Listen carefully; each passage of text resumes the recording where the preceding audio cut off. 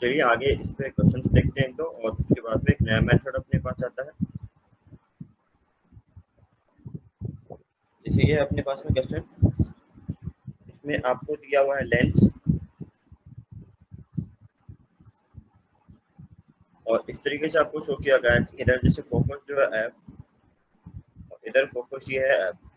Object जो है यहाँ पे रखा था ओ, और यहाँ पे रखा है अपने पास में, यहाँ पे प्रतिबिंब बना,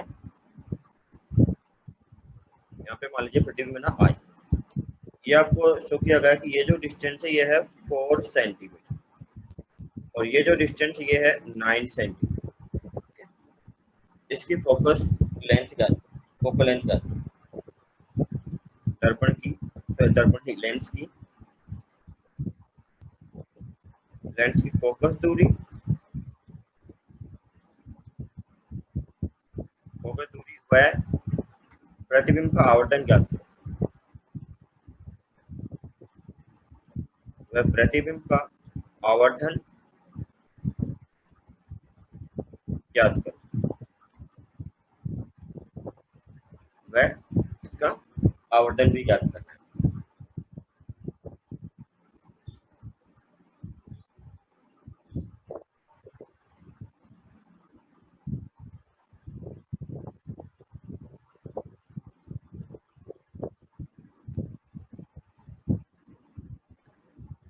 देखें, अब देखो फोकल लेंथ का क्या फॉर्मूला था, root x one x two, और एक्स वन एक्स टू कहाँ से दूरी होनी चाहिए, फोकस से, फोकस से तो दी नहीं अपने को। देखें, अब बोलिए, 6। हाँ 6 आ गया। एक्स वन क्या है 4 सेंटीमीटर, एक्स टू कितना है 9 सेंटीमीटर, और फोकल लेंथ के लिए फॉर्मूला था अपने पास में x one plus x two का रूट, तो कितना होगा 4 गुना 9, और इसका रूट ले लेंगे, ये आ गया 6 सेंटीमीटर। आवर्धन का फॉर्मूला देखिए इसी पेज पर ऊपर लिखा हुआ है, क्या फॉर्मूला है, F plus x two divided by F plus x one. ऐसे देखेंगे, या सिंपली वी बाई यू। चलो वी की वैल्यू कितनी है यहाँ पर, वी हो जाएगा अपने पास में एफ प्लस 9, मतलब कितना हो गया 15 सेंटीमीटर, और यू कितना हो जाएगा, एक तो नेगेटिव है उल्टी दिशा में, एफ प्लस जो अपने पास में 4, वो कितना हो गया अपने पास में 6 प्लस 4, ये माइनस का 10 सेंटीमीटर।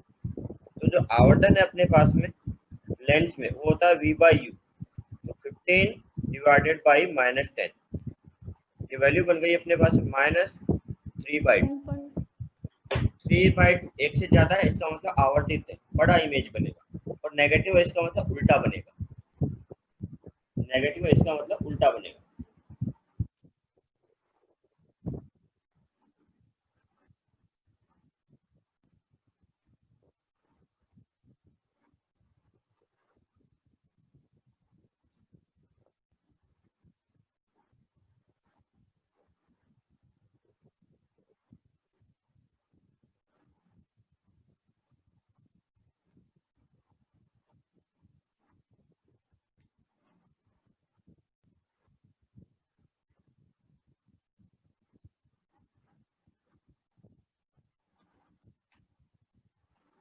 नोट किया आपने, कर ले सर। 8 बजे 7 बजे क्लास लगाने की कौन बोल रहा था, आ गया क्या वो,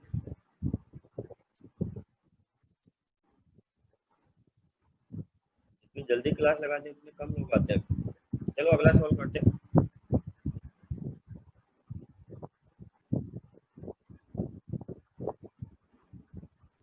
गिवन है आपको फोकस, फोकस दूरी एक लेंस की,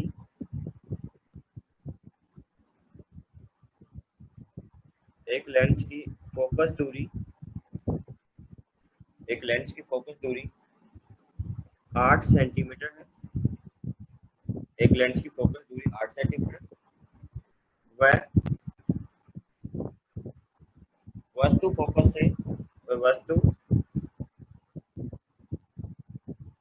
फोकस से 2 सेंटीमीटर पर है, 2 सेंटीमीटर पर है, तो प्रतिबिंब की, तो प्रतिबिंब की लेंस से, लेंस से दूरी ज्ञात करें, तो प्रतिबिंब की लेंस से दूरी ज्ञात करो।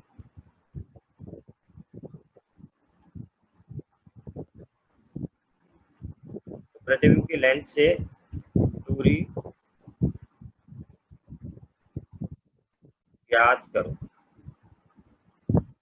कीजिए। लेंस से दूरी ज्ञात करनी है, ध्यान रखना है।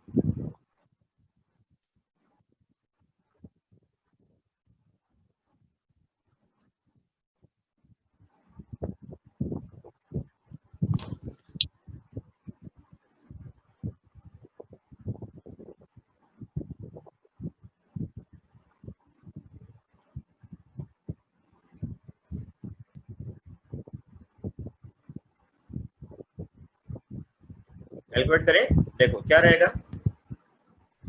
कि अगर प्रतिबिंब की हम ज्ञात कर लें फोकस से दूरी, तो x1 जो अपने पास में फोकल लेंथ का फॉर्मूला था रूट x1 x2, उसमें x1 थी अपने पास में वस्तु की फोकस से दूरी,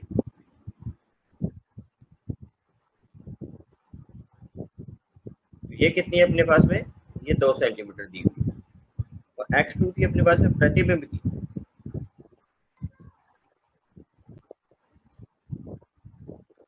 प्रतिबिंब की फोकस से दूरी, वो अपने पास कितना आएगा, ये कैलकुलेट करना है x2। फोकल लेंथ पता है तो यहाँ पे पुट कीजिए 8 equals to x1 into x2, और x1 की वैल्यू कितनी पुट कर दूं, 2, ये पता है मुझे, तो ये मैंने पुट कर दिया 2, स्क्वायर कर दें 64 इक्वल्स टू 2x2, तो यहाँ से आपका आया x2 आ गया 32 सेंटीमीटर, 32 सेंटीमीटर। अब x2 आ गया, आपको क्या फाइंड करना था, लेंस से दूरी, तो लेंस से दूरी कितनी रहेगी, x प्लस x2। अभी आवर्तन में ज्ञात किया हमने, वस्तु की नहीं प्रतिबिंब की याद करना अपने को, प्रतिबिंब की लेंस से दूरी, प्रतिबिंब की लेंस से दूरी कितनी रहेगी, ये रहेगी अपने पास में f प्लस x2, f 8 और ये 32, कितना आ गया 40 सेंटीमीटर, 40 सेंटीमीटर।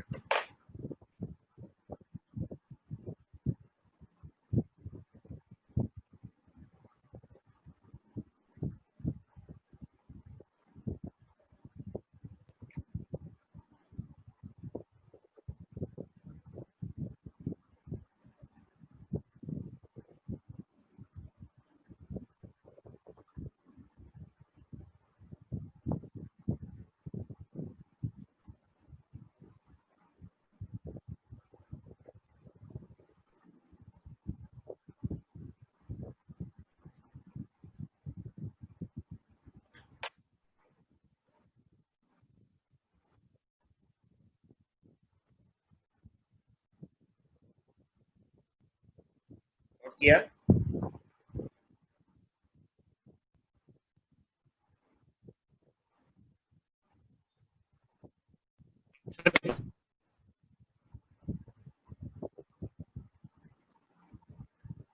आगे चलते हैं। सर बोलिए, नोट नहीं हुआ, सर कितना लिखा दिए, एक पेज ये इधर यहाँ कितना हो पे, गया सर इससे पहले? एक ये बोल रहा हूँ ना, यहाँ से स्टार्ट किया है, ये तो कल लिख लिया था हमने, एक क्वेश्चन ये किया और एक क्वेश्चन इधर किया, 2 क्वेश्चन किए, ओके सर। देख लो, स्क्रीनशॉट ले लो या तो, हो गया, एक ये था अपने पास। Yes sir. देखो अब अपने पास में एक नया मेथड आता है, डिस्प्लेसमेंट मेथड।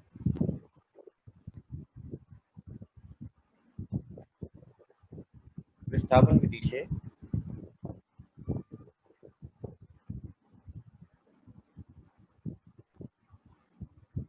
से फोकस दूरी ज्ञात कर,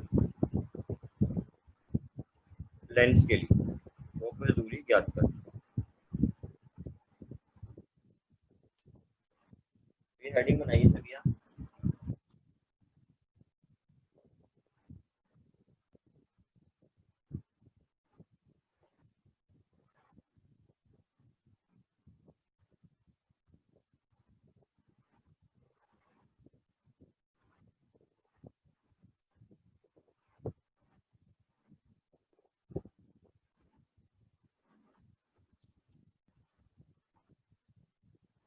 एक मिनट रुकिए आप।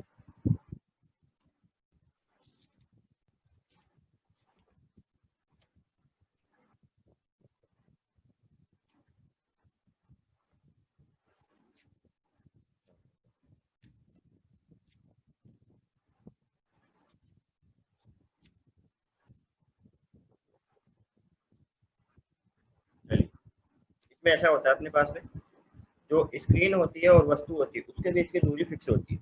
इसमें नोट कीजिए, वस्तु वह पर्दे पर्दे के मध्य की दूरी नियत रखी जाती है, नियत रखी जाती है। लेंस को वस्तु व पर्दे के मध्य, वस्तु व पर्दे के मध्य कहीं रखा जाता है, रखा जाता है। वह उसे विस्थापित करके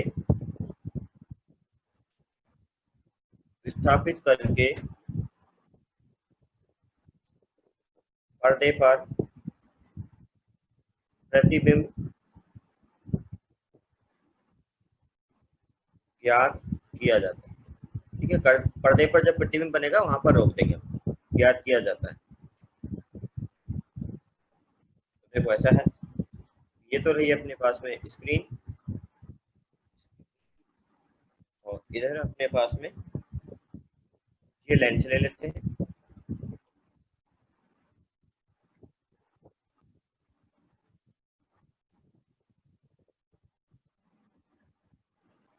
यहाँ पर मान लीजिए वस्तु है, ऑब्जेक्ट। इसको थोड़ा मैं इधर बना लेता हूँ, इसको क्या है अपने को 2 बार बनाना पड़ता है, तो थोड़ा इधर बना लेता हूँ। ये है मान लीजिए लेंस। तो ये जो दूरी है अपने पास में, स्क्रीन, ये पर्दा है अपने पास में,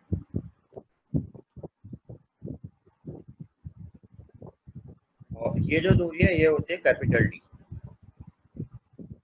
इसको कैपिटल डी बोलते हैं। तो अगर यहाँ से जैसे वस्तु u दूरी पर रखी हुई है तो ये कितनी हो जाएगी, इसका मतलब v का मान कितना है, d माइनस यू। बोलो अब क्या होता है, इसको थोड़ा फिर खिसका देते हैं इधर, कि आपने इसको डॉटेड लाइन से बना रहा हूँ कि एक बार तो यहाँ पर अपने को प्रतिबिंब मिल गया, एक बार तो यहाँ पर प्रतिबिंब मिल गया, फिर इसको हम खिसका देते हैं इधर। इसको मान लीजिए x से इधर खिसका दिया, तो ये x की वैल्यू अपने पास ऑटोमेटिकली आ जाएगी, देख लेंगे अभी। u के हम जब सॉल्व करेंगे तो ये अपने पास में द्विघात समीकरण बनेगी और उसके 2 सॉल्यूशन आएंगे, वो हम करेंगे।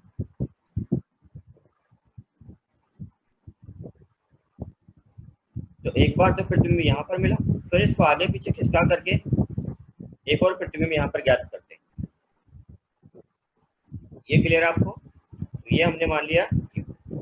चलिए सॉल्व करें इसको, लगाओ लेंस का फॉर्मूला, नोट किए सभी ने? चलिए मैं लगाता हूँ लेंस का फॉर्मूला, 1/v माइनस 1, नोट नहीं हुआ था, देखो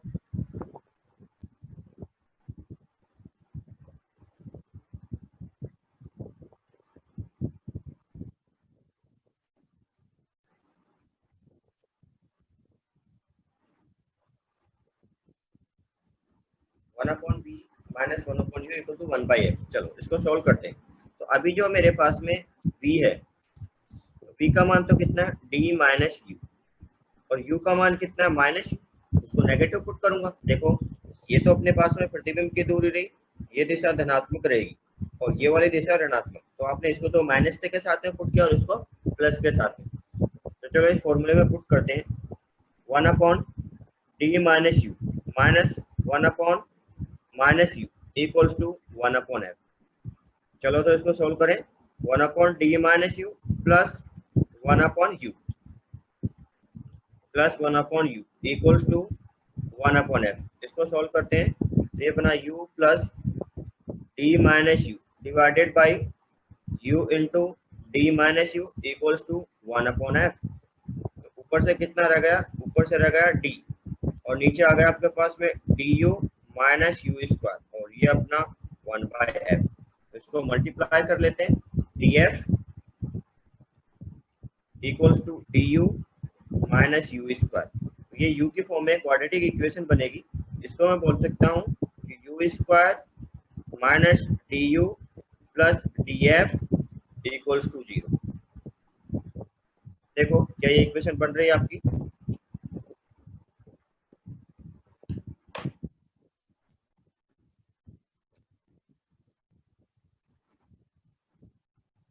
इसमें u के मान ज्ञात करके बताइए मुझे अब।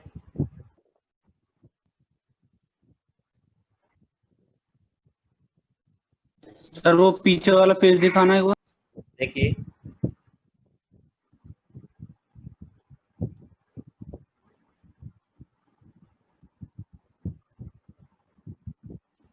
यस सर, आगे देखिए इसको,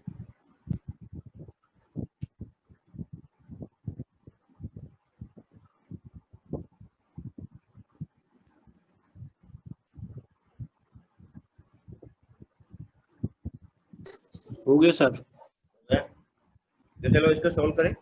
अपने पास में ऐसी इक्वेशन अगर होती है सर इसके आगे यू की value ax square plus bx plus c, इस टाइप की इक्वेशन होती है तो उसके एक्स के सॉल्यूशन होते हैं minus b plus minus b under square root minus 4ac divided by 2a। तो यहाँ पर भी a की वैल्यू तो 1 है, तो u के जो मान है अपने पास आ गए माइनस माइनस प्लस हो गया d plus minus b square मतलब d square minus 4df over root और डिवाइडेड बाई। तो u के दो मान आ गए, एक प्लस के साथ में ले लेते हैं और एक माइनस के साथ में।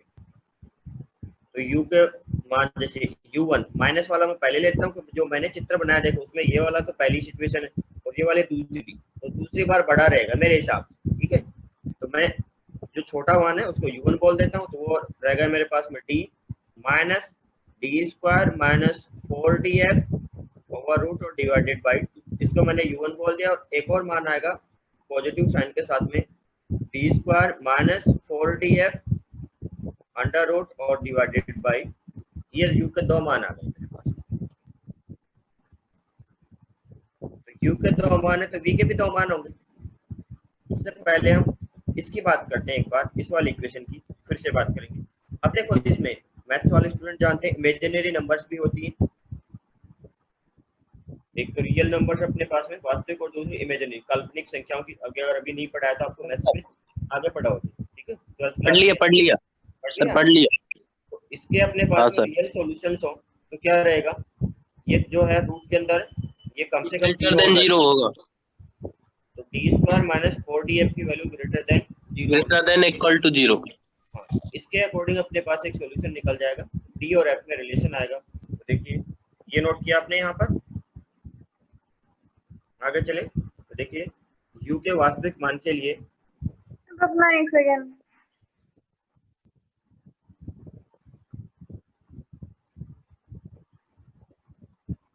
सर ये रूट में 4df क्यों आएगा?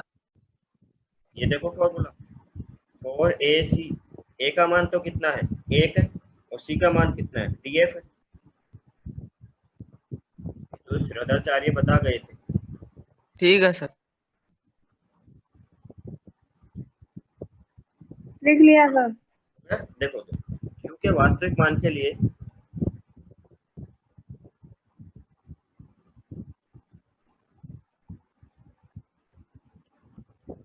u के वास्तविक मान के लिए अपने पास है जो डी स्क्वायर माइनस 4df वो 0 या 0 से बड़ा होना चाहिए। तो यहाँ से d तो कॉमन आके कैंसिल हो जाएगा, तो आप बोल सकते हो कि चलो D square must be greater और इक्वल टू 4df, डी से डी कैंसिल हो जाए तो यहाँ से f है वो लेस देन और d/4 होना चाहिए। अगर फोकल लेंथ की वैल्यू d/4 से ज्यादा आ रही है तो आपका प्रतिबिंब पर्दे पर नहीं मिलेगा। पर्दे पर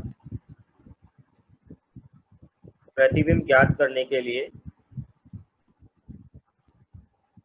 प्रतिबिंब या प्रतिबिंब बनाने के लिए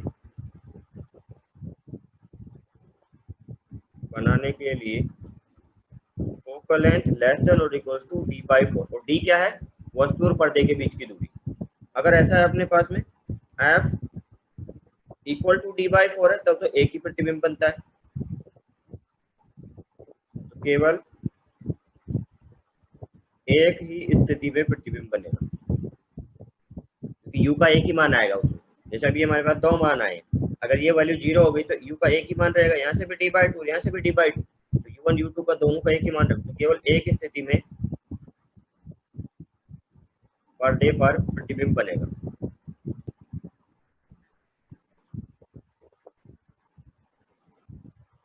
और दूसरा, अगर अपने पास में f जो है d/4 से छोटा है, तो दो स्थितियों में, वस्तु की दो स्थितियों के लिए, वस्तु नहीं बेसिकली लेंस की दो स्थितियां अपने पास, लेंस की दो स्थितियों के लिए पर्दे पर प्रतिबिंब बनेगा, पर्दे पर प्रतिबिंब बनेगा, दो स्थितियों के लिए पर्दे पर प्रतिबिंब बनेगा।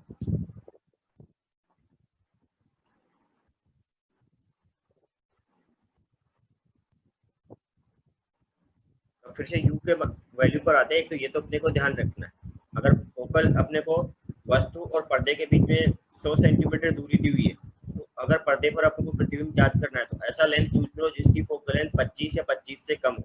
25 सेंटीमीटर से ज्यादा का यूज किया तो प्रतिबिंब पर्दे पर नहीं आएगा।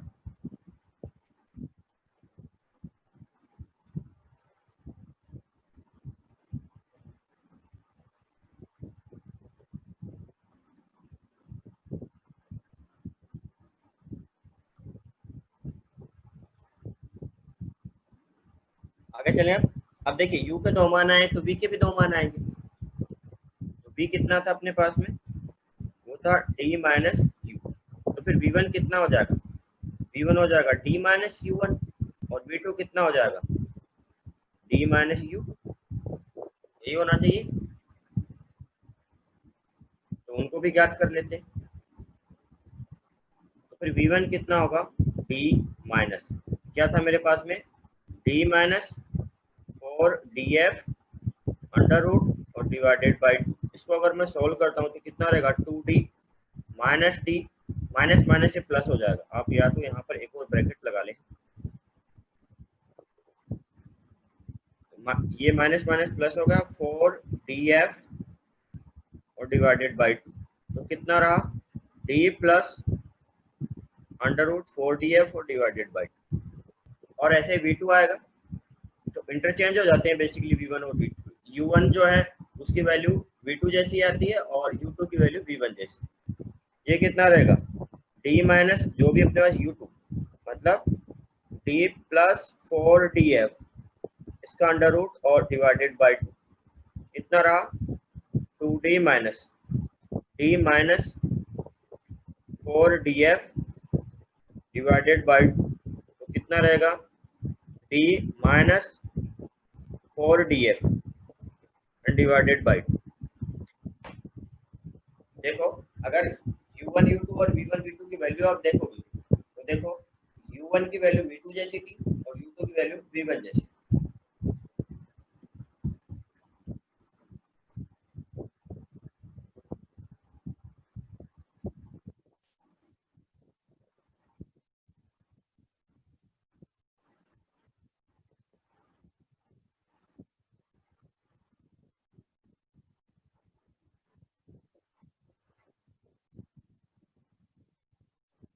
अब जो x हमने यूज किया था उसका क्या यूज है वो करते हैं। देखिए x बेसिकली क्या है, x है कि जो लेंस की दो स्थितियों के लिए, मतलब जो u2 माइनस u1 है वही x था।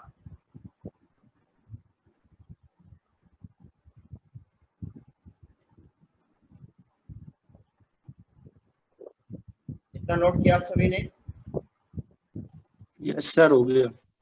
देखिए जब लेंस को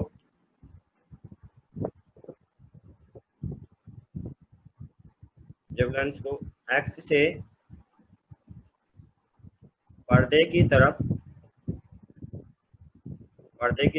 विस्थापित किया जाता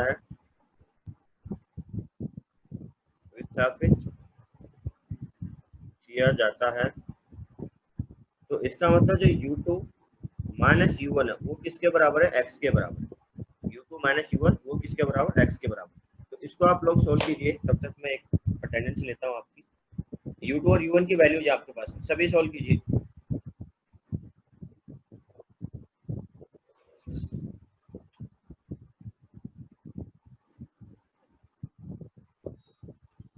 और यहाँ पे क्या होता है फिर फोकल लेंथ का इससे भी ज्ञात करने के लिए बोला जाता है, अगर x अपने पास में दिया हो और d अगर पता हो, कैपिटल D और x पता हो तो फोकल लेंथ यहाँ से भी आ जाती है। देखो U2 कितना था, U2 था अपने पास में d plus d square minus 4df over root और डिवाइडेड बाई माइनस ये कितना था अपने पास में d माइनस 4, इसमें एक मिनट इधर सही किया, इसमें कुछ हमने मिस्टेक की हुई है, इसके अंदर डी स्क्वायर माइनस 4df था ना, यहाँ पे हमने थोड़ी मिस्टेक की हुई है, देखिए इसमें आपने ध्यान भी नहीं दिया, रूट के अंदर टर्म थी बेसिकली, यहीं से गलती हो रही है। एक और टर्म थी रूट के अंदर, अपने को उधर ही काम करना पड़ेगा। V1 देखिए, V1 कितना होगा d माइनस U1, तो ये कितना d माइनस इसके अंदर भी d स्क्वायर माइनस 4df और इसके नीचे 2 है, तो ये बनेगा बेसिकली, इसको सोल्व करने पर अब बनेगा आपका V1 जो है d प्लस ये बनेगा d स्क्वायर माइनस 4df, पहले हमने सिर्फ 4df ही रखा था, डी स्क्वायर माइनस ऐसा बनेगा, इसको करेक्ट कीजिए सभी।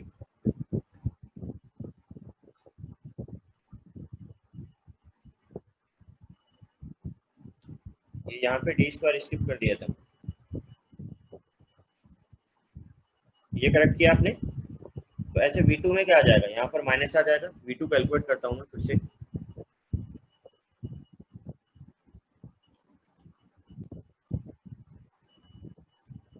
V2 जो है वो कितना रहेगा d माइनस U2, तो d माइनस ये कितना था d plus d square minus 4df इसका रूट और डिवाइडेड बाई 2, यहाँ से जो वैल्यू आएगी अपने पास में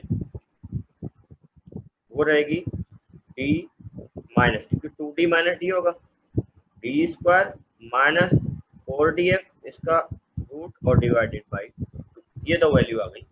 अब विस्थापन वाली बात करता हूँ, यदि लेंस को x से पर्दे की तरफ विस्थापित किया जाता है, इस तरीके से कर लो, किया जाता है,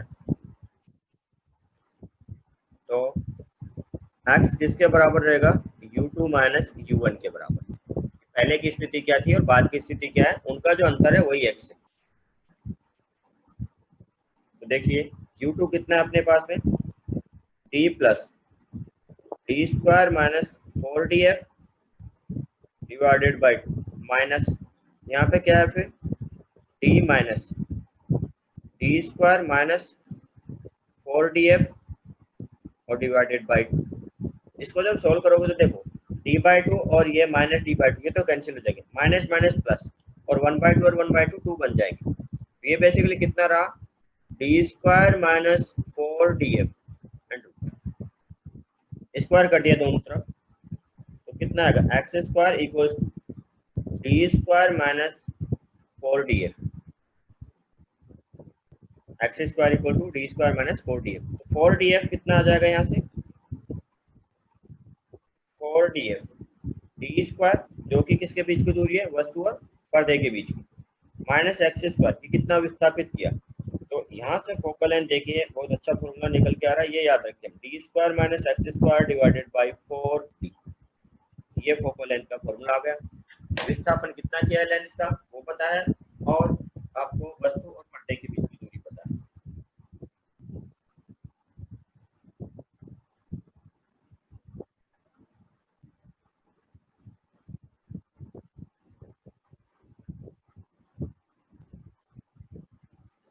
ये B2 माइनस B1 है x इक्वल टू U2 नहीं, U2 माइनस U1, U2 मैंने वस्तु की स्थिति उसके लिए लेंस की स्थिति के लिए देखा है।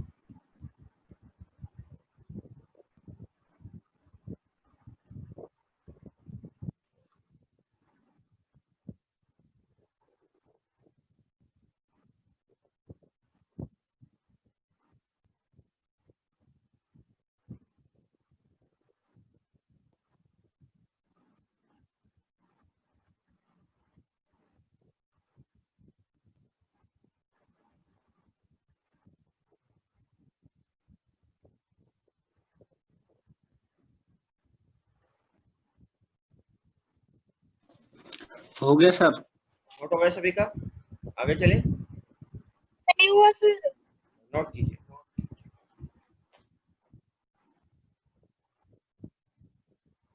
अब आवर्तन ज्ञात करेंगे इसके बाद में कि दोनों स्थितियों में कितना आवर्तन आएगा।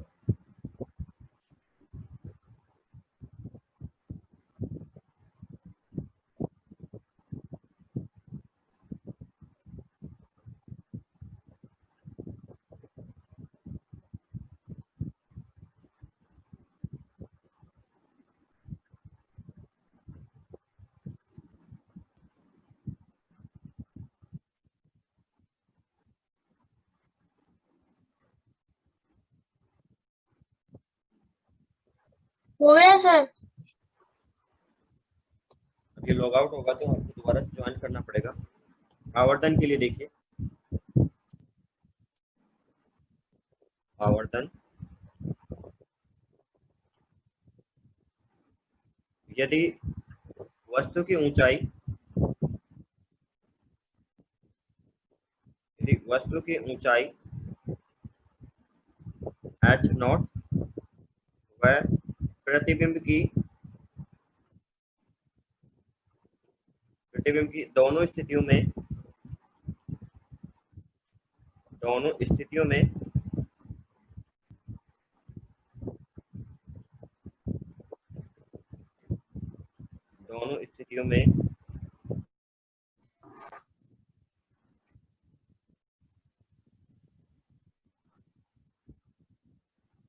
देखो, तो यहाँ पर हम ले रहे हैं कि वस्तु की ऊंचाई h0 है और प्रतिबिंब की दोनों स्थितियों में ऊंचाई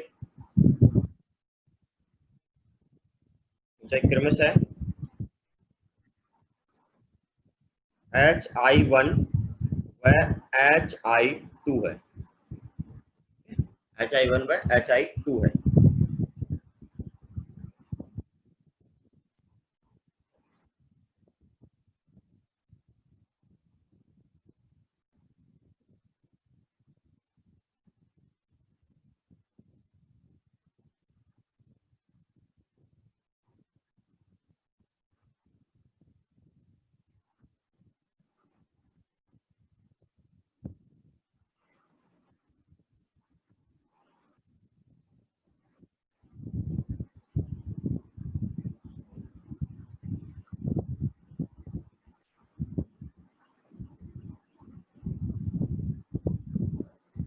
h0 और प्रतिबिंब की दोनों स्थितियों में ऊंचाई hi1 व hi2 है।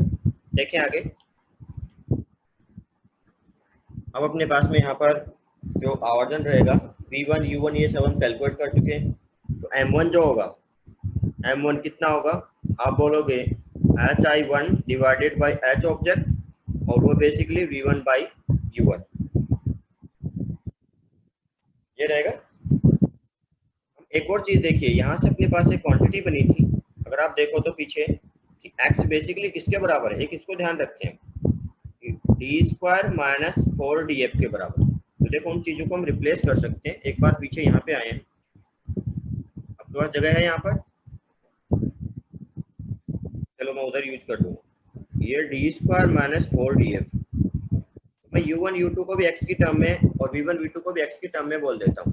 तो देखो इधर नोट कर लेता हूँ मैं एक साथ सभी को कि u1 कितना हो जाएगा, फिर u1 होगा d minus x by two, u2 हो जाएगा d plus x by two, v1 हो जाएगा देखो तो d plus x by two, और v2 हो जाएगा d minus x by two.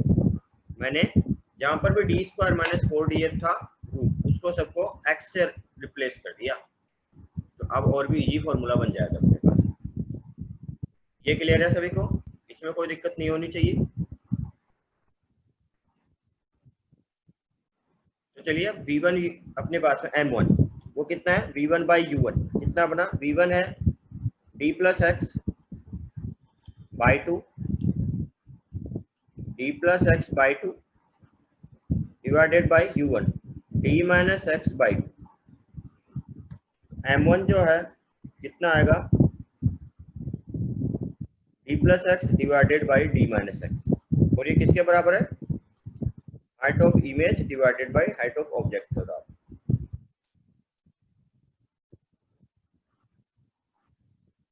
m2 जो अपने पास में है कितना हो जाएगा, hi2 divided by h object कितना होगा, v2 बाई u2, ये कितना होगा v2 d minus x divided by two divided by d plus x divided by two, कितना रहेगा d minus x divided by d plus x. तो अगर देखो m1 m2 को मल्टीप्लाई कर दूं, यहाँ से देखो इनको दोनों को मल्टीप्लाई कर देंगे तो ये तो एक हो जाएगा। m2 कितना आया, ये d minus x divided by d plus x, और इसको बोल रहे हैं hi2 डिवाइडेड बाई h0। तो m1 m2 का अगर मैं प्रोडक्ट कर देता हूँ यहाँ पर,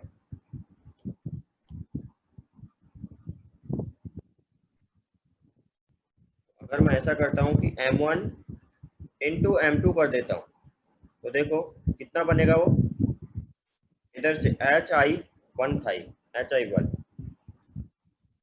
hi1 divided by h0 square हो जाएगा, और यहाँ पर hi2 हो जाएगा, इसका स्क्वायर हो जाएगा h0, ये h of object into h of object, ये स्क्वायर होगा। और इधर से किसके बराबर आ जाएगा, एक के बराबर, क्योंकि आपका जो d plus x d minus x वो कैंसिल हो जाएंगे एक दूसरे के।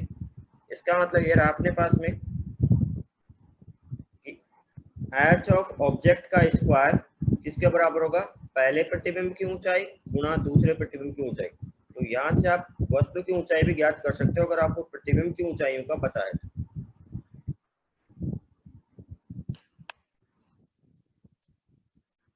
देखो इसको, ये अपने पास में डिस्प्लेसमेंट मेथड है।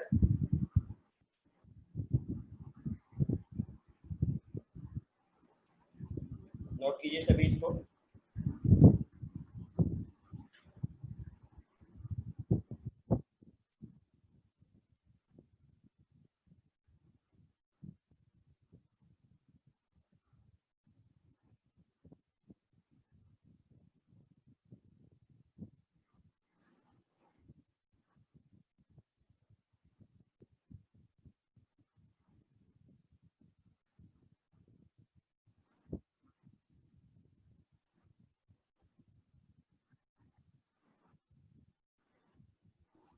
हो गया सर।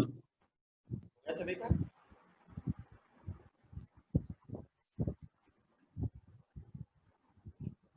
तो नहीं हुआ।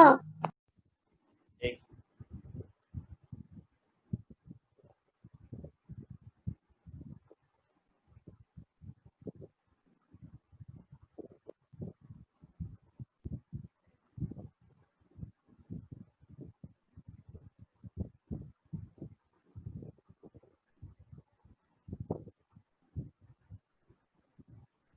हो गया है।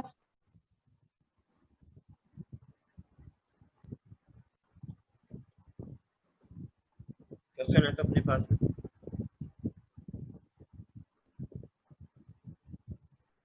यदि वस्तु व पर्दे के मध्य, यदि वस्तु व पर्दे के मध्य की दूरी 40 सेंटीमीटर है, की दूरी 40 सेंटीमीटर, पर्दे पर प्रतिबिंब ज्ञात करने के लिए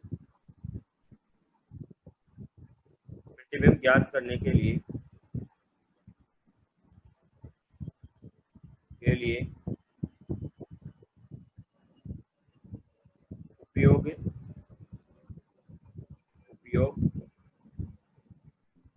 में लाए गए लेंस की फोकस दूरी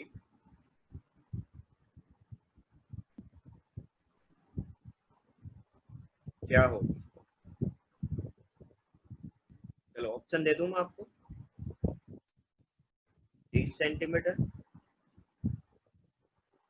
8 सेंटीमीटर, 12 सेंटीमीटर 10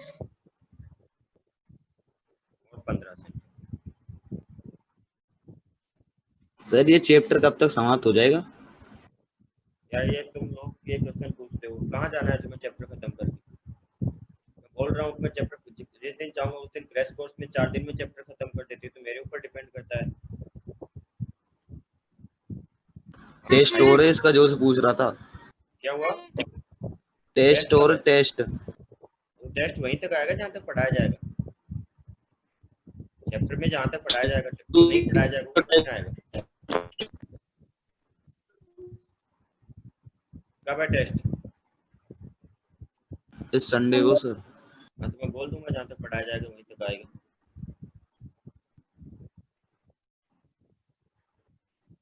सर 8 आएगा, 8 वाला आंसर आएगा, क्योंकि अपने पास ये था कि वास्तविक प्रतिबिंब ज्ञात करने के लिए अपने पास f जो है लेस देन और इक्वल टू d/4 होना चाहिए था। मतलब f की वैल्यू लेस देन और इक्वल टू 40/4, f की वैल्यू 10 या 10 से कम है तो चलेगा, ये आंसर रहेगा।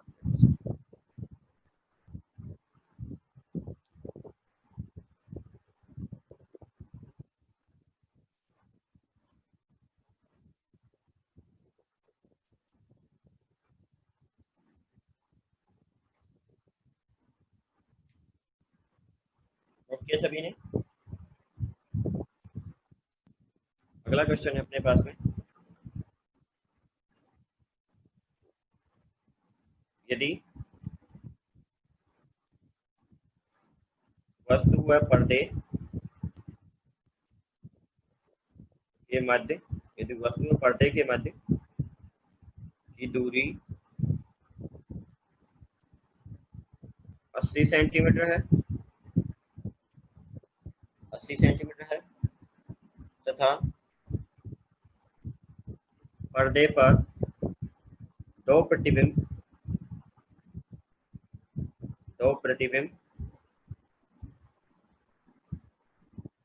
क्रमशः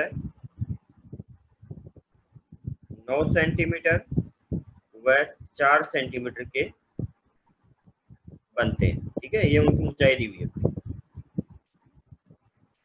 9 सेंटीमीटर और 4 सेंटीमीटर के बनते हैं।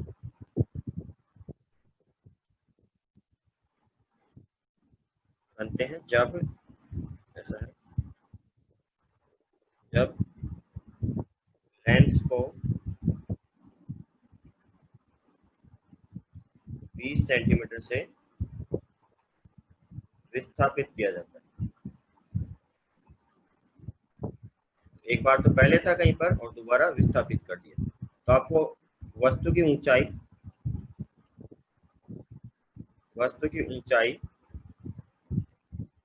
व लेंस की फोकस दूरी ज्ञात कर, फोकस दूरी ज्ञात कीजिए।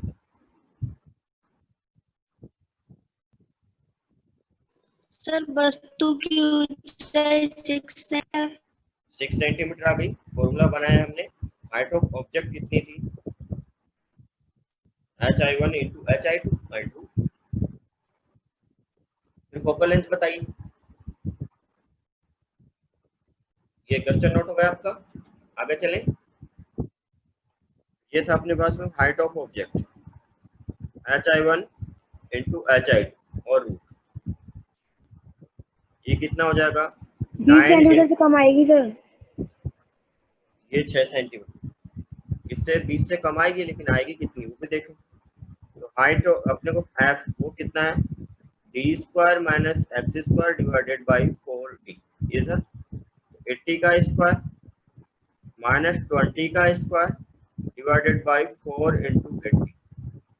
ये 6400 minus 400 divided by 4 into 80। F की वैल्यू कितनी आ जाएगी 6000 डिवाइडेड बाई 320। ये कैंसिल हो गए और ये कैंसिल हो जाएगा आपका अभी 8 से कैंसिल होगा तो 75/4। 20 से कम तो आई है, ठीक है सेंटीमीटर।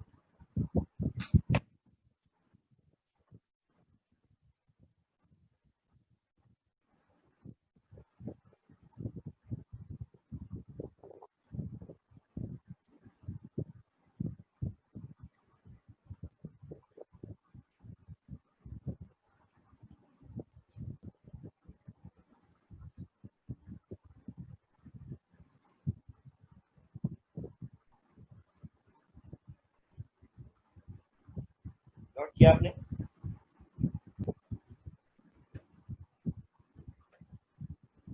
सभी देखिए इसको।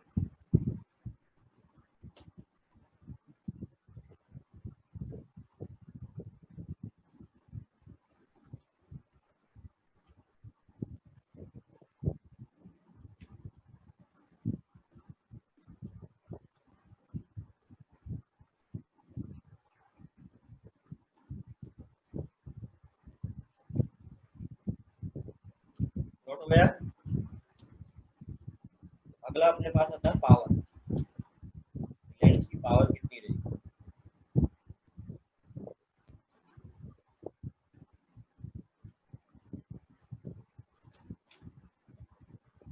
चलो बनाए पावर ऑफ लेंस।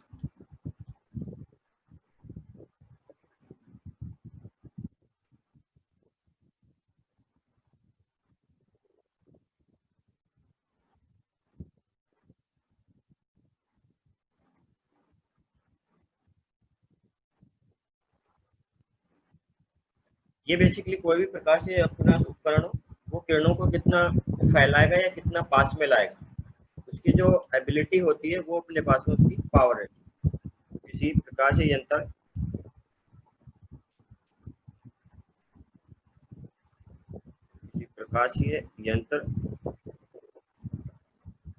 की प्रकाश किरणों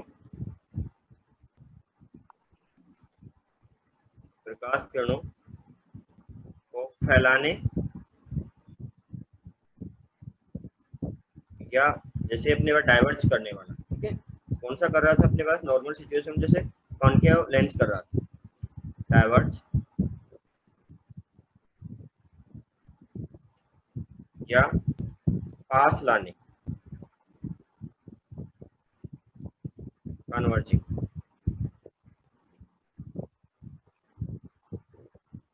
पास लाने की क्षमता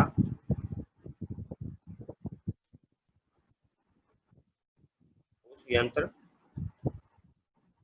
की पावर होती है। अब ये फोकस दूरी के फॉर्म में ज्ञात करते हैं।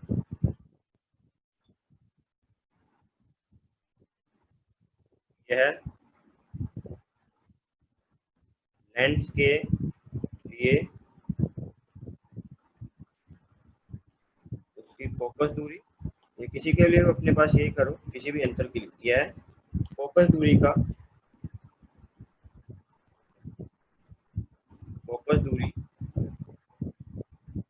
के व्युत्क्रमानुपात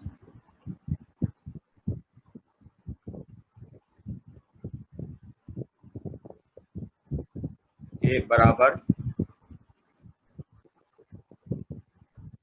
होती है। पावर जो अपने पास में 1/f यहाँ पर एफ जो है वो मीटर में होनी चाहिए, एफ अपने पास में मीटर में, और पावर जो उसको नापा जाता है डायप्टर में।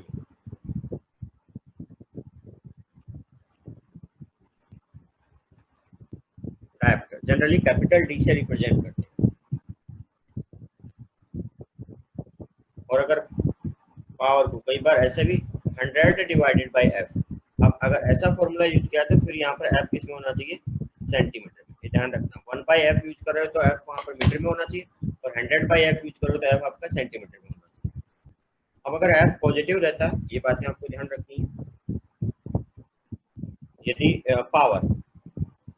पावर धनात्मक है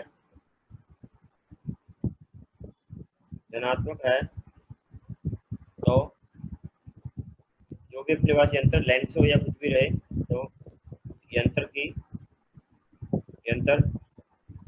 प्रकाश किरणों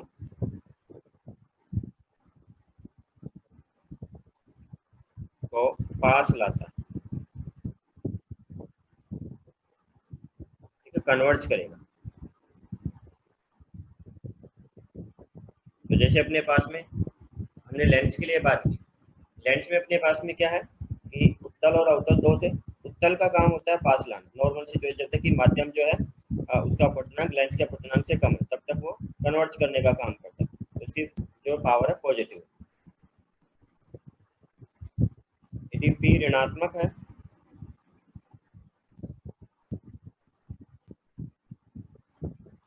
तो यंत्र जो है वो फैलाता है, प्रकाश किरणों को फैलाता है। अवतल लेंस की पी ऋणात्मक होती है। हाँ, उनकी भी पावर देखेंगे, उनके लिए भी वैसा ही रहेगा।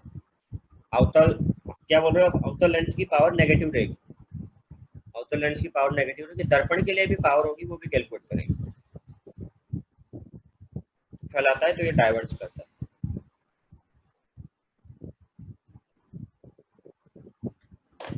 दर्पण में क्या रहेगा, जो अवतल है वो तो पास में लाता है, तो उसकी तो पावर पॉजिटिव रहेगी। उत्तल होता है वो दूर फैलाता है, तो उसमें उसकी पावर नेगेटिव हो जाएगी, उल्टा चलता है लेंस में, उसमें उत्तल अवतल का।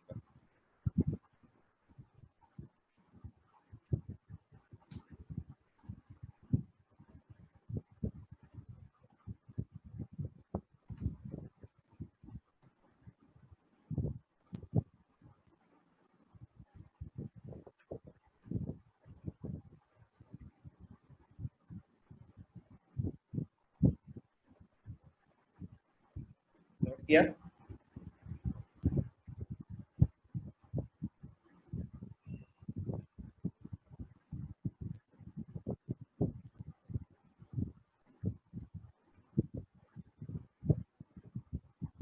नोट हो गया? देखिए एक इसका फॉर्मूला आप ध्यान रखो, अगर इस टाइप की सतह अपने पास में है तो इसकी पावर का फॉर्मूला जो है वो अपवर्तनांकों पर निर्भर करता है। लेंस में तुमने फॉर्मूला बना लिया था, फोकल लेंथ अपवर्तनांक पर निर्भर कर रही है। तो इधर अगर μ1 है और इधर μ2 है, और यहाँ पर अगर प्रकाश किरणें आ रही है तो ये भी कन्वर्ज डाइवर्ज, क्योंकि अपवर्तन चाहिए तो कन्वर्ज और डाइवर्ज हो रही है। तो इसकी जो पावर है अपने पास में, उसका फॉर्मूला होता है μ2 माइनस μ1 डिवाइडेड बाई r। ये ध्यान रख लें, ये किसके लिए अपने पास में है, ये अपने पास में एक कर्व्ड सरफेस के लिए।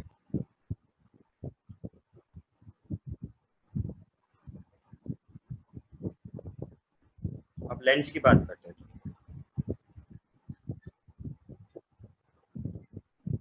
तो लेंस के लिए हमने पावर का फॉर्मूला देखा कि कितना है, 1/f। लेंस के लिए पावर का फॉर्मूला कितना है, 1/f।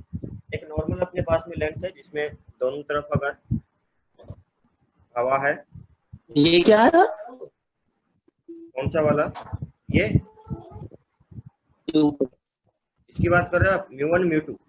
हाँ, ये अपने पास में सरफेस है ना, ग्लास वगैरह जो हमने स्फेरिकल सरफेस से रिफ्लेक्शन अपवर्तन देखा था, गोलीय सतह से अपवर्तन। ये गोलीय सतह अगर इस टाइप की कांच का मान लीजिए कोई गोला है, ये वाला पार्ट अपने पास में इसमें तो कार्वर्ड और इधर का फ्लैट है सब कुछ, तो इसकी जो है कन्वर्ट करने की जो पावर है वो इतनी होती है, इसको ध्यान रखिए। अब लेंस के लिए बात कर रहा था मैं। लेंस में अगर मेरे पास में दोनों तरफ की वक्रता त्रिज्याएं हैं R1 और R2, ये जैसे, और इसका अपवर्तनांक अगर म्यू है, इसका अपवर्तनांक अगर म्यू है, तो फिर क्या रहेगा मेरे पास में यहाँ पर पावर जो रहेगी, देखो, या तो हम डायरेक्ट फोकल लेंथ कैलकुलेट कर लें इसकी। फोकल लेंथ कितनी रहेगी, एफ, वो रहेगी अपने पास में म्यू माइनस वन, यही था, mu of lens minus one divided by mu of medium. Medium का तो यहाँ पर एक है, एयर की कंसीडर करके चलते हैं, एयर और एयर, तो ये कितनी रहेगी, mu minus one into one upon R1 minus one upon R2, और वो भी किसमें अपना माइनस में, वन अपॉन R2। तो यहाँ से जो अपने पास में वन अपॉन एफ है, तो वन अपॉन एफ की वैल्यू कितनी आ गई है, म्यू माइनस वन, और ये one upon R1 plus one upon R2, एक तरीके से ये वैल्यू आ गई। तो यहाँ पर जो पावर होगी वो कितनी होती है, वन बाई एफ के इक्वली होती है, तो पावर कितनी आ गई फिर, mu minus one into one by R1 plus one by R2। Basically focal length का फॉर्मूला कुछ भी नहीं किया, फोकल लेंथ का फॉर्मूला हमें याद होना चाहिए, इससे कैलकुलेट हो जाएगा।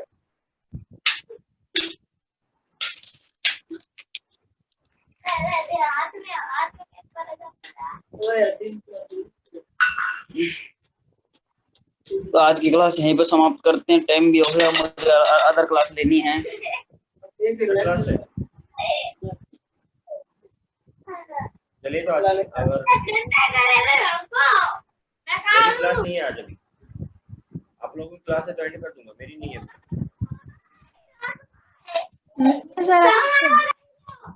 एक दो क्वेश्चन करते हैं।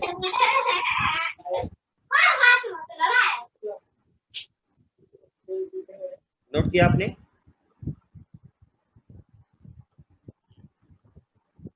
देखिए अगला है अपने पास माध्यम के अंदर पावर, ये तो एयर में थी, ये इसको हम नोट कर लें,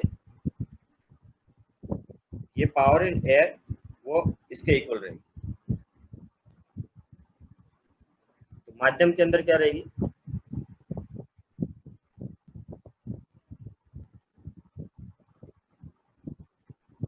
माध्यम में लेंस की पावर, वो ये ध्यान रखो आप, बस उसमें डिवाइड कर देना होता है कि अगर इधर म्यू ऑफ मीडियम है, म्यू ऑफ मीडियम है और म्यू ऑफ लेंस है, अगर अपने पास में यह है कि फोकल लेंथ से देखेंगे, यहाँ पर जो अपने पास में जो रहेगी पावर, वो रहेगी पावर इन मीडियम, वो रहेगी mu of medium divided by focal length in medium. और मीडियम के अंदर फोकल लेंथ का फॉर्मूला देख चुके थे हम, क्या रहता है, one by F in medium कितना होगा, mu of lens minus mu of medium, आप ऐसा बोल सकते हैं, mu of lens divided by mu of medium minus one into जो भी अपने पास में one by R1 minus one by R2। इनको ध्यान रखें, माध्यम के अंदर क्या ज्ञात करें, पहले फोकल लेंथ ज्ञात करें और उसके बाद में आप उसको मल्टीप्लाई कर देना है जो माध्यम का अपवर्तनांक है उससे, और फोकल लेंथ का ध्यान रखें मीटर में पुट करें।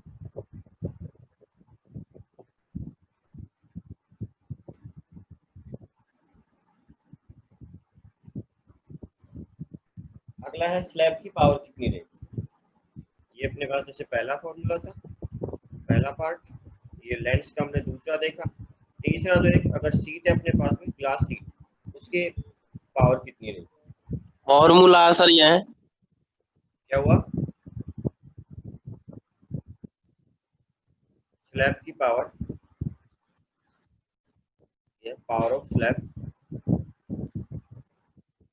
कितनी रहेगी। हमने फोकल लेंथ कैलकुलेट करने में इसका कितना रेडियस यूज किया था स्लैब के लिए, याद है, हमने इस टाइप के लेंसेज यूज किए थे, रेडियस बता,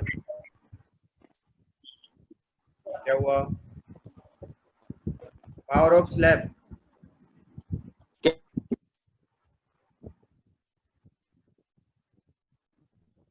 ये थर्ड स्लैब इस टाइप का अगर है तो इसमें तो क्या होता है, R1 R2 अपने पास कितने होते हैं, अनंत होंगे। हमने इस टाइप का ये किया था, इसमें फोकल लेंथ कैलकुलेट किया था, इसकी तो हमने रेडियस कुछ पुट की थी और इसकी रेडियस हमने इन्फिनिटी ली थी, तो इसमें R1 R2 कितने इन्फिनिटी है, R1 R2 अगर अनंत होंगे तो फिर पावर जो है फोकल लेंथ कितनी हो जाएगी?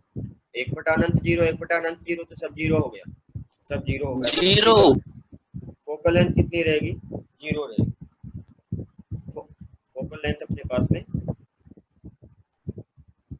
एफ की वैल्यू जो है जीरो रहेगी क्या अनंत? 1/f अपने पास में जीरो आएगा तो एफ अनंत आएगी। बेसिकली 1/f है वो जीरो आएगा तो एफ अनंत आएगी। और सर पावर कितनी? जीरो तो परिभाषित ही नहीं है ना। क्या हुआ?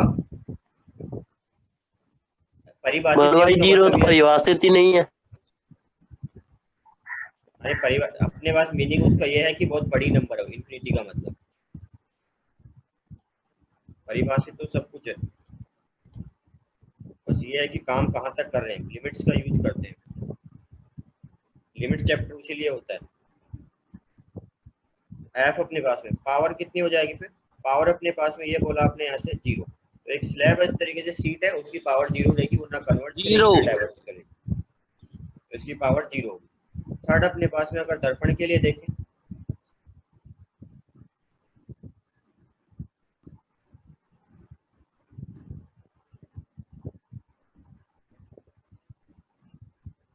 थर्ड देखिए, फोर्थ देखिए दर्पण के लिए। चलो यहीं पे बना लेते हैं। दर्पण के लिए पावर फॉर मिरर, दर्पण की पावर तो वो कितनी रहेगी? इसमें अगर प्लेन मिरर है तो समतल दर्पण के लिए, समतल दर्पण के पास में तो कोई फोकल लेंथ वगैरह नहीं होती, फिर से एफ कितनी होती है? उसकी अनंत होती है। तो समतल दर्पण की तो पावर कितनी हो जाएगी? जीरो। और इसमें अगर गोलीय अपने पास में, गोलीय दर्पण, उसकी जो पावर होती है वो होती है आपके पास में, लेंस में 1/f आया था, इसमें होता है -1/f।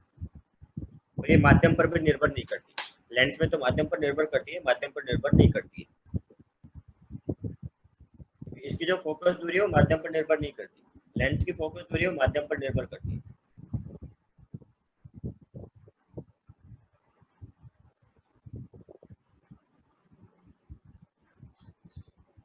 नोट किया आपने? तो लेंस की फोकस दूरी माध्यम निर्भर नहीं करती। मैं बोल रहा हूँ लेंस की फोकस दूरी माध्यम पर निर्भर करती है, दर्पण की नहीं करती। लेंस की तो कर रही है ना, अभी ये फॉर्मूला बनाया ना मैंने, ये रहा ऊपर लिखा हुआ है ना, दर्पण की नहीं करती। तो दर्पण की जो पावर है वो भी माध्यम पर निर्भर नहीं करेगी। नोट किया आपने यहाँ तक?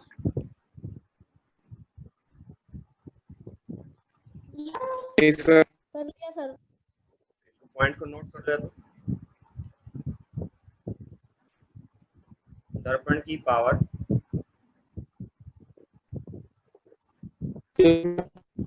माध्यम पर निर्भर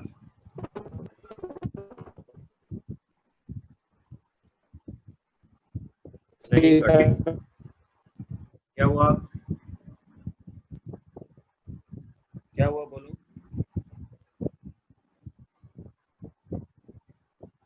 तो ये अपने पास में कुछ क्वेश्चन है, इनकी पावर ज्ञात करनी है आपको।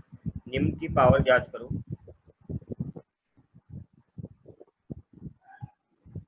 निम्न की पावर ज्ञात करो। पहला है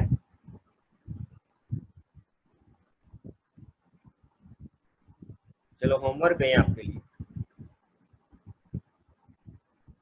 इधर तो एयर है, इसकी जो वक्रता त्रिज्या आर वो दी है आपको 40 सेंटीमीटर, और जो म्यू है वो है 1.5। दूसरा ये है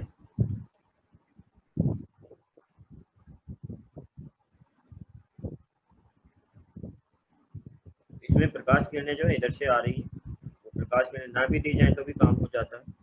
इसमें मान लीजिए इधर से आ रही है प्रकाश किरणें, इसकी जो वक्रता त्रिज्या है आर वो दी है 10 सेंटीमीटर।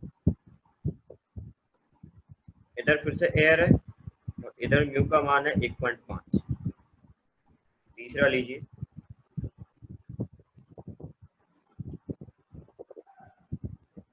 इसमें लेंस दिया है आपको, वक्र तथा त्रिज्याएं दोनों तरफ की अलग अलग है। R2 है 20 सेंटीमीटर और R1 है 10 सेंटीमीटर। R एयर है दोनों तरफ, और इसका अपवर्तनांक जनरली कांच से बना होता है तो हम 3/2 लेकर चलते हैं। चौथा है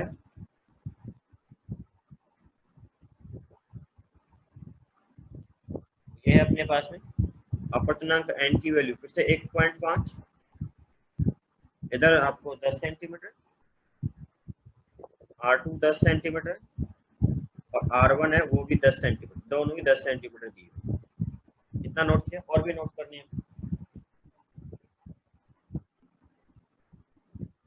कितने? 4 नोट किए, 4 और नोट करने हैं।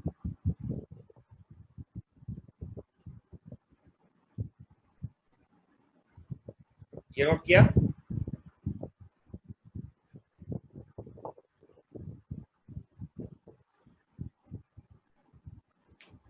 देखो तो अगला है पांचवा आपके पास में। सर नीचे 1 मिनट दो।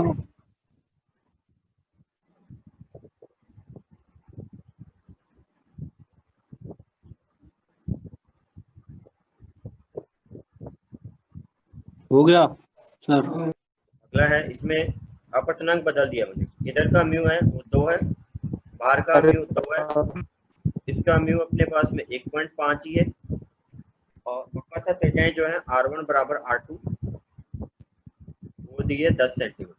ठीक है, अपवर्तनांक माध्यम का इस बार हवा नहीं है, बदल दी गई है।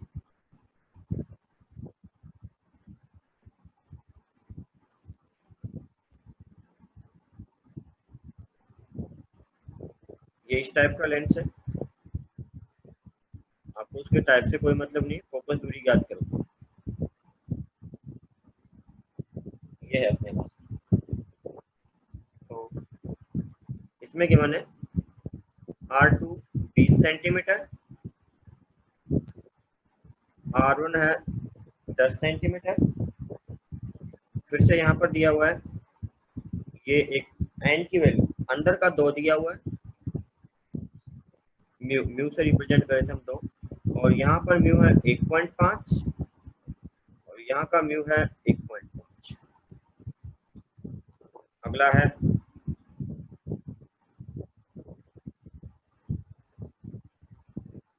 ये दर्पण आ गया इस बार आपके पास में, रेडियस ऑफ कर्वेचर दी हुई है 20 सेंटीमीटर, और लास्ट है दर्पण आ गया इस टाइप का, रेडियस ऑफ कर्वेचर आपको दी हुई है 10 सेंटीमीटर।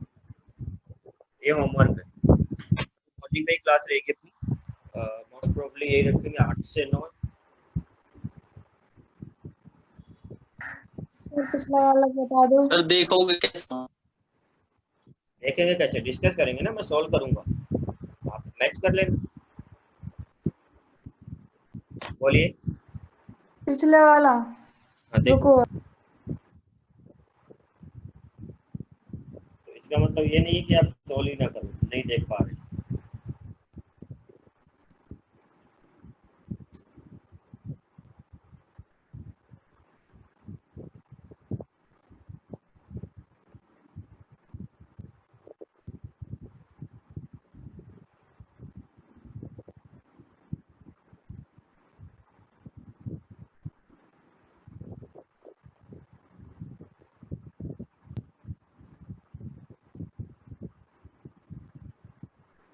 नोट किया?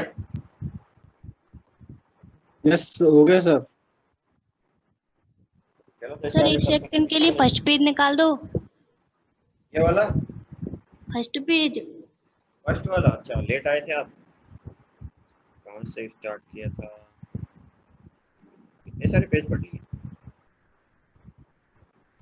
हाँ ये तो नोट कर चुके थे कल, ये आज किया था, जल्दी नोट करो, 2.5 मिनट का टाइम है, ये लॉग आउट हो जाएगा नहीं तो। हो गया सर। हो गया? इधर से किसी का रह रहा हो तो देख लो।